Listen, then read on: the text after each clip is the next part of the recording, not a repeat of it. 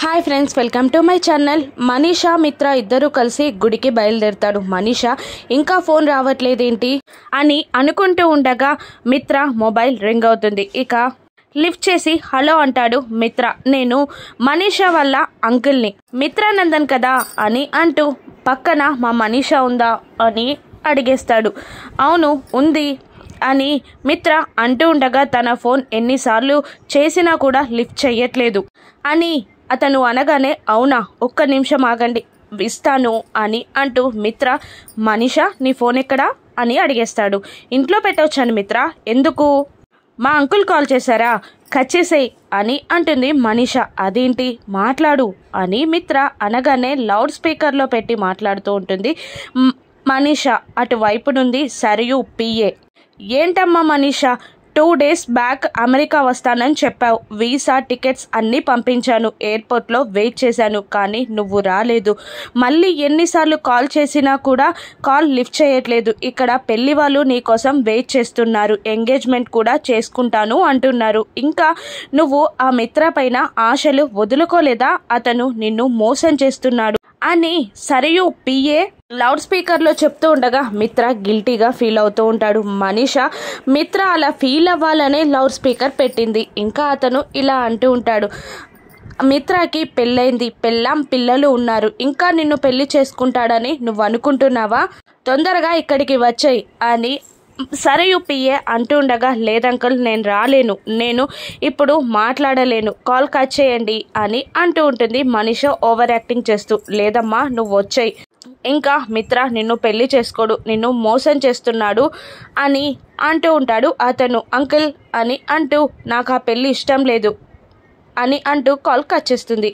ఇక సైడ్కి కార్ ఆపుతాడు మిత్ర. నా వల్ల నువ్వు చాలా డిస్టర్బ్ అయ్యావు కదా, నీకు నేను అన్యాయం చేశాను కదా, నా వరకు నువ్వు చాలా వెయిట్ చేసావు కదా అని అడుగుతూ ఉంటాడు మిత్ర. ఇక మనీషా అటువంటిదేం లేదు మిత్ర, నువ్వేమీ ఆలోచించకు పద అని అంటూ కార్ స్టార్ట్ చేయమని మనీషా చెప్పగానే వెళ్తూ ఉంటాడు మిత్ర. ఇక మరోవైపు దేవయాని ఇంట్లో కిచెన్లో ఏదో వంట చేసుకుంటూ ఉండగా అది చూసి పెద్దావిడ రాజేశ్వరి కన్ఫ్యూజ్ అయి షాక్ అయి ఏంటి దేవయాని వంట చేస్తుంది ఏంటి అని అనుకుంటూ జాను అటువైపుగా వెళ్తుండగా ఏంటే మీ అత్త ఈరోజు వంట చేస్తుంది, వర్షం పడుతుందేమో, పైన డాబా పైన బట్టలుంటే తెచ్చేయి, వర్షం కాదు, పిడుగులు పడినా ఆశ్చర్యం లేదు అని ఆ పెద్దావిడ అంటూ ఉండగా మా అత్తయ్య వంట చేయడం ఏంటి, తనకు వంట చేయడం రాదు కదా, ఎందుకు ఏం చేస్తుంది అని జాను అడుగుతుండగా నేను అడిగితే బాగోదు, నువ్వు వెళ్ళడుగు అని జానుని పంపిస్తుంది ఆ పెద్దావిడ. ఏంటి అత్తయ్య గారు ఏం చేస్తున్నారు అని అనగానే స్వీట్ చేస్తున్నాను అని అనేస్తుంది దేవయాని. స్వీట్ ఎవరికి? ఆయన తిన్నారు కదా, మామయ్య గారు కూడా లేరు, పిల్లలు కూడా స్కూల్కి వెళ్ళిపోయారు, ఇంకెవరు తింటారు అత్తయ్య, అసలు ఏం స్వీట్ చేస్తున్నారు అని జాను అడగగానే రవ్వ లడ్డు చేస్తున్నానే, అయినా నా కోసం నేను స్వీట్ చేసుకోకూడదా, అన్నీ నీకు చెప్పాలా, నువ్వెళ్ళు అని కసురుతుంది. ఇక దాంతో జాను బయటికి రాగానే నేనే కావాలని ఎక్కువ చేశానా, అసలు ఇది చెప్పి డౌట్ వచ్చేలా నేనే చేశానంటావా అని మనసులో టెన్షన్ పడుతూ ఉంటుంది దేవయాని. అయినా లైట్గా తీసుకుంటుంది. జాను ఆ పెద్దావిడ దగ్గరికి వెళ్ళి అత్తయ్య గారు రవ్వ లడ్డు చేస్తున్నారు అని అనగానే కొద్దిగా షాక్ అయి రవ్వ లడ్డు ఇప్పుడు ఎందుకు చేస్తుంది అది, అయినా రవ్వ లడ్డు ఎప్పుడు చేస్తారు, ఎవరైనా కొత్త కోడళ్ళు ఇంటికి వచ్చినప్పుడు చేయడం మన ఇంటి ఆచారం, ఇప్పుడు ఎందుకు చేస్తుంది అది అని షాక్ అవుతుండగా జాను మెదట్లో ఒక ఆలోచన మొదలవుతుంది. వామ్మో, కొంప తీసి మనీషా గనక బావని పెళ్లి చేసుకొని ఇంటికి రాదు కదా, అందుకే అత్తయ్య గారు రవ్వ లడ్డు చేస్తున్నారేమో అని అనగానే అయ్యో ఈ విషయం లక్ష్మికి చెప్పాలి, తొందరగా కాల్ చేయి అనగానే జాను వివేక్కి కాల్ చేస్తుంది. అక్కేం చేస్తుంది అని అడుగుతుంటుంది జాను. వర్క్లో ఉంది అని అనగానే ఒక్కసారి ఫోన్ ఇవ్వు అని అడుగుతూ ఉంటుంది జాను. వదిన జాను మాట్లాడుతుందంట అని వివేక్ అనగానే స్పీకర్లో పెట్టు అని అనేస్తుంది లక్ష్మి. అక్క అత్తయ్య గారు రవ్వ లడ్డు చేస్తున్నారు. అయితే ఏంటి అని లక్ష్మి అడిగిన ప్రశ్నకి రవ్వ లడ్డు ఇంటికి వచ్చిన కొత్త జంటకి తినిపిస్తానంట, కొంపతీసి మనీషా బావగారిని పెళ్లి చేసుకొని ఇంటికి వస్తుందేమో, అందుకే అత్తయ్య గారు రవ్వ లడ్డు చేస్తున్నారేమో అని అనేస్తుంది జాను. పిచ్చి పిచ్చి ఆలోచనలు చెయ్యకు, ఆయన అలా చెయ్యరు అని లక్ష్మి అంటూ ఉండగా మత్తులో అటువంటి పని చేసిన మనీషాతో పెళ్లి చేసుకోరా అని అంటూ ఉండగా ఆయన తప్పు చెయ్యలేదు అని అనేస్తుంది లక్ష్మి. తప్పు చెయ్యలేదు కావచ్చక్క, కానీ కూల్ డ్రింక్ తాగరు కదా, మనీషా ఇస్తే ఇప్పుడు పెళ్లి చేసుకోలేదని నీకు అంత నమ్మకం ఏంటి? ఒకసారి టెంపుల్కి వెళ్ళక్క అని జాను అంటుండగా ఇప్పుడు నేను వెళ్ళలేను, వద్దు, ఆయన తప్పు చేయరన్న నమ్మకం నాకుంది అని అంటూ కాల్ కట్ చేస్తుంది లక్ష్మి. ఇక ఆ దేవుడే దిక్కు అని జాను దేవయ్య అని అనుకుంటూ ఉంటారు. ఇక అదేంటి వదిన, మీరు టెంపుల్కి వెళ్ళాల్సింది అని వివేక్ కూడా అంటుండగా ఎలా వెళ్ళను, ఇప్పటికే గిల్టీ ఫీలింగ్లో ఉన్నారు ఆయన, నేను వెళ్ళి అనుమానించనా అని అంటూ ఉంటుంది లక్ష్మి. కాదు, నిన్న మత్తులో ముంచిన మనీషా ఈరోజు బలవంతం పెంటి తాళి కట్టించుకోదన్న నమ్మకం ఏంటి అని వివేక్ అడుగుతుండగా తెలియక తాగారాయన, అంతే తప్ప కావాలని నన్ను మోసం చేయరు అని కొట్టిపడేస్తుంది లక్ష్మి. మరోవైపు సరయు పిఏ సరయుతో చాలా బాగా మాట్లాడావు, పద మన ఐడియాని ఇంప్లిమెంట్ చేద్దాం అని టెంపుల్కి వెళ్ళి అక్కడ పంతులు గారికి 2 జంటల్ని చూపించి 3 మంగళసూత్రాలు ఇవ్వగానే ఇంకో ½ అన్ అవర్లో మంచి ముహూర్తం ఉంది, కానీ 2 జంటలు ఉన్నాయి, 3 మంగళసూత్రాలు ఇచ్చారు అని అడుగుతుండగా ఇంకొక జంట రానే వచ్చేస్తున్నారు, మీరు పూజ చేయండి అని అనేస్తుంది సరియు. అప్పుడే మనీషా మిత్రాన్ని తీసుకొని గుడి ముందు దిగుతుంది.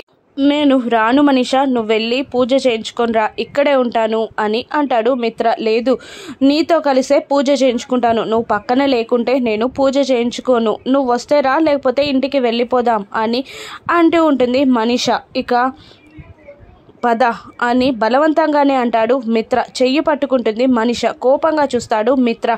అదేంటి, నేను చెయ్యి పట్టుకోవడానికి ఇష్టం లేదా? నాకు తల్లివైనా తండ్రివైనా అన్నీ నువ్వే, ఇప్పుడు నీకు ఇష్టం లేదంటే వదిలేస్తాను మిత్ర అని మనీషా అంటూ ఉండగా అటువంటిదేం లేదు, పద అని అంటాడు మిత్ర. ఇక వాళ్ళిద్దరు గుళ్ళోకి వెళ్తూ ఉంటారు. ఇక అన్ని ఏర్పాట్లు జరిగాయా అని మనీషా సరయును అడుగుతూ ఉండగా అన్నీ జరిగాయి, ఇక టైంకి పెళ్ళవడమే లేట్, ఇంకెంత టైం ఉంది అని మనీషా అడగా ఇంకొక 20 మినిట్స్ ఉంది, ఆలోపు నువ్వు ప్రదక్షిణలు పూర్తి చేసి ప్లాన్ ఇంప్లిమెంట్ చేసే టైంకి మేము అన్ని ఏర్పాట్లు చేసేస్తాం అని సరియు అనేస్తుంది. ఆలోపు నేను ప్రదక్షిణలు చేస్తాను అని అంటూ మనీషా వెళ్ళి ప్రదక్షిణలు చేస్తుండగా మిత్ర అక్కడే నిలబడతాడు. సరియు మనీషా మాటలు విన్న ఒక పని మనిషి అక్కడున్న ఆలయం దగ్గర కార్యదర్శి దగ్గరికి వెళ్ళి లక్ష్మి మేడం గారి నెంబర్ ఉందా అని అడుగుతూ ఉంటుంది. లక్ష్మి ఎవరు అని అడుగుతుండగా కళ్యాణానికి మనకు డొనేషన్ ఇచ్చారు కదా, తను